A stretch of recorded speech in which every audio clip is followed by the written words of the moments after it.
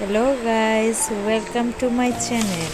আজকে আপনাদেরকে একটা জিনিস আনবক্স করে দেখাচ্ছি, তাও নাইকা থেকে অর্ডার করা জিনিসগুলো। অনেক দিন হয়ে গিয়েছিল, আমার জিনিস শেষ হয়ে গিয়েছিল মেকআপে, তার জন্য অর্ডার করেছি। তাও নাইকা থেকে অর্ডার করেছি। নাইকার জিনিসগুলো, প্রোডাক্টগুলো খুবই দারুণ, চোখ বন্ধ করে বাই করা যায়।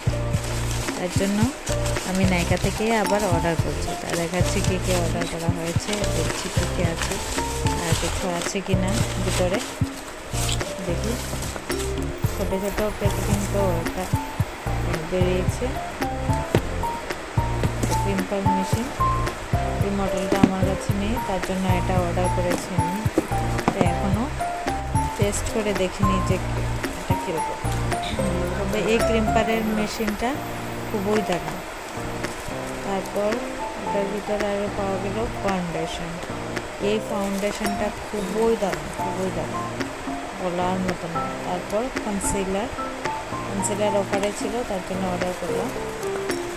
অনেক দাম ছিল এই কনসিলারের, অফার ছিল, তার জন্য অর্ডার করে নিয়েছি। তারপর আর কি, ফাউন্ডেশনটার কালারগুলো না ফটোর মধ্যে যেরকম দেখেছি সেম কালার পেয়েছি। আমি তো মনে করেছিলাম যে ফটোর মতো অন্যরকম থাকবে আর অন্যরকম কালার আসবে, কিন্তু সেম। পিএসসির ম্যাজিক ড্রপ, এটা ইউজ করিনি অবশ্য, কীরকম হবে জানি না। তবে বাকিগুলো তো দারুণ, সবগুলোই দারুণ, কিন্তু মেশিনগুলো আছে এগুলি এখনও ট্রাই করিনি যে এটা কীরকম হতে পারে। তবে ক্রিম্পার মেশিনের বক্সটা, প্যাকেজিংটা খুবই দারুণ। দেখুন, একদম জুয়েলারি বক্সের মতো বেরিয়েছে, দেখতে খুবই সুন্দর লাগে। কিন্তু ক্রিম্পার মেশিনটার উপরে কিছু ধুলো বালি ময়লা ছিল, আর তো তারা কীভাবে কী করে দিয়েছে বুঝতে পারছি না। তবে যাই হোক, এটাকে কি রিটার্ন করা উচিত না আপনারা একটু কমেন্ট করে জানাবেন।